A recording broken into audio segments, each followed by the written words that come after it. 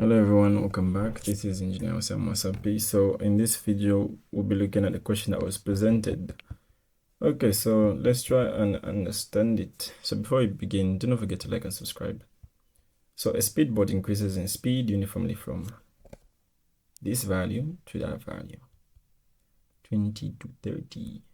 So in a distance of 2 times that, so basically if we do our basic computation, yeah, what do they mean by 2 times 10 to the second? So let's get your calculator. 2 times 10 squared. So that's basically 200. So let me just put this guy as 200 meters. All right, so I'm saying draw a coordinate system for this situation and label the relevant quantities, including vectors.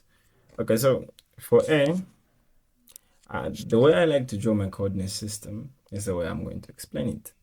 So just draw an axis. In this case, if you look at the speed that we have, the initial and the final are both positive. So I'm only considering the positive x-axis. So from the initial, which is a 0, I'm only considering the positive x-axis. So x in meters.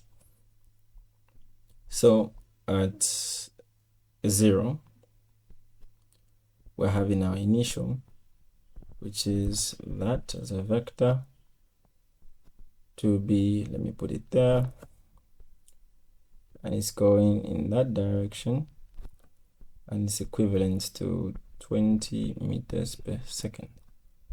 And then we're being told that this speed is increasing from 20 to 30 in a distance of 200. So in a distance of 200, it increased. So the arrows will be different. One will be bigger than the other because the velocities are different. One is also bigger than the other, which is 30 meters per second. All right, basically this is how you have to draw a coordinate system. So it's meters. Yeah, but basically you don't have to put meters. You already put this datum for yourself as a reference frame. So that's the coordinate system. So for the given information, what single equation is most appropriate for finding acceleration? So we have the distance, the initial, and the final.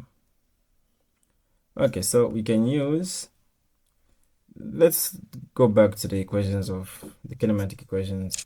So the kinematic equations are as follows. We have the V being equal to V naught plus 80. Then we have the change in position being equal to V plus V naught over 2 times T. Then again, the change in position being equal to V naught T plus half at T squared. Then lastly, we have V squared being equal to V naught squared plus 2 change in position. So among these, which single equation here is most appropriate for finding the acceleration? So we have the initial and the final, and then we have the position. So initial, we don't have the time, so anything involving time we will not consider. So this one no, this one no, this one no. So the most appropriate one is the last one.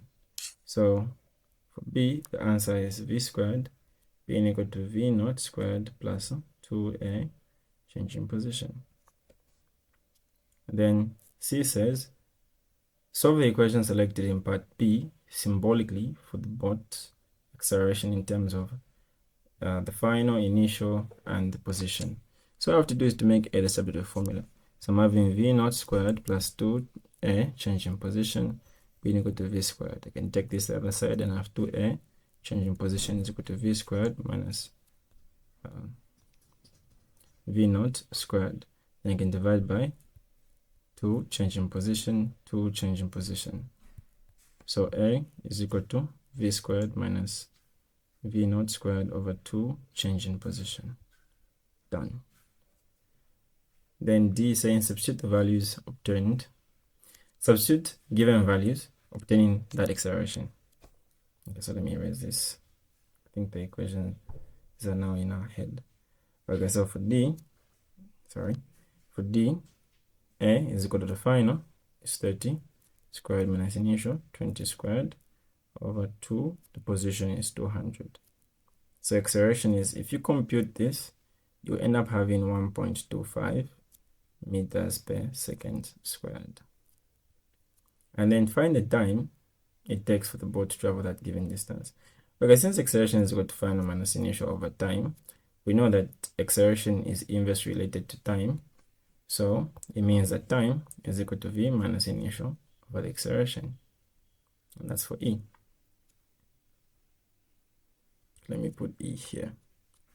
So which means that the time is equal to the final, which is 30, minus initial 20, over the acceleration, which is 1.25. So basically the time is 8 seconds. And basically that's how you go about solving this question. In most cases, some questions will look a bit scary. Like in this case, this question looked as though it was a handful, but it's not really a handful. So basically I advise you get to understand the problem and then solve it.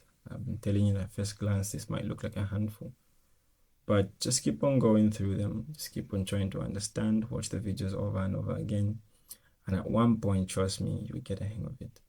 All right, so if you feel like you need questions, or you have questions rather, you can always reach me up on WhatsApp on the line 077 149 5252. Remember, slow progress is better than no progress.